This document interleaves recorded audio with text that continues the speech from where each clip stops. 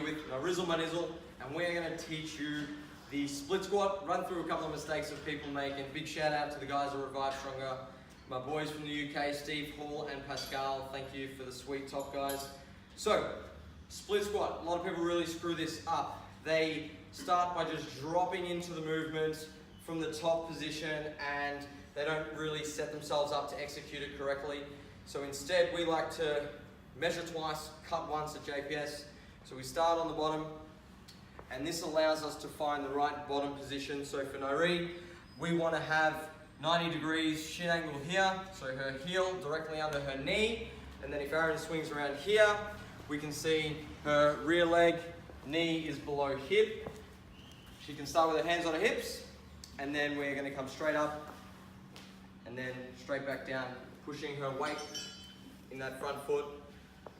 And obviously this movement's a great exercise for the quads as well as hamstrings and glutes, and we're going to talk about that in a second. Now, big mistake people make is that they lean too far forward, right? And this is obviously going to change the loading or the distribution of the load, which is not necessarily a bad thing, but they do it unintentionally. Another mistake is people arch excessively in their lower back.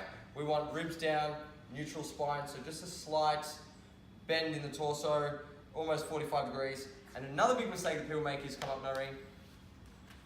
They don't lock out their knee. We want knee extension, meaning that the knee is locked all the way out so that we get those VMOs working. And then come down. And here's a quick tip for you guys.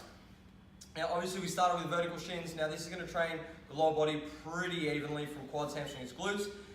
To change the distribution of the load and to target specific muscle groups a little bit more than others, we can alter our foot position, which is going to change where the mechanical tension is being transferred. So if we bring our foot back towards our rear leg, we are going to get more knee progression now, like this, which means we're going to get a little bit more quad. So go for 3 reps, Nari, and you can see as she pulls her knee back, the knee has to travel further over the toe now, up, and we're going to get a little bit more quad in there, not that Nari needs it.